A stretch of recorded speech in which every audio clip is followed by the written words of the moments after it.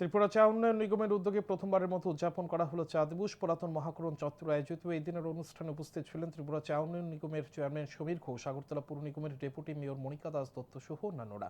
অনুষ্ঠানে আলোচনা করতে গিয়ে ত্রিপুরা চা উন্নয়ন নিগমের চেয়ারম্যান সমীর ঘোষ বলেন, বর্তমান রাজ্য সরকার ত্রিপুরার চা শ্রমিকদের জন্য ঐতিহাসিক সিদ্ধান্ত নিয়েছে। যেমন শ্রমিকদের জন্য জমির অধিকার প্রদান করা হয়। রাজ্যের মোট ৭,৫৩২টি পরিবার রয়েছে চা শ্রমিকদের। রাজ্য সরকারের ঘোষিত প্রকল্পের মাধ্যমে ৫,০০০ শ্রমিককে ২ গন্ডা করে জমি দেওয়া হয়েছে। বাকি শ্রমিকদের সহযোগিতা প্রদান করার জন্য সরকার চেষ্টা করছে।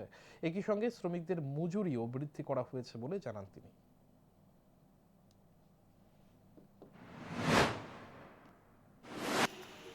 জমির অধিকার প্রদান করা হচ্ছে। আমাদের রাজ্যে প্রায় ৭,৫৩২টি পরিবার রয়েছে আমাদের চা শ্রমিক পরিবার।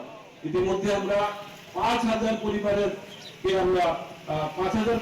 উপরে আমরা ২ গন্ডা করে জমি রাজ্য সরকারের যে ঘোষিত প্রকল্প মুখ্যমন্ত্রী চা শ্রমিক কল্যাণ প্রকল্প, সেই প্রকল্পের অধীন ২ গন্ডা করে আমরা জমি ৫,০০০-এর উপরে আমরা শ্রমজীবী অংশের মানুষকে আমরা দিতে সক্ষম হয়েছি।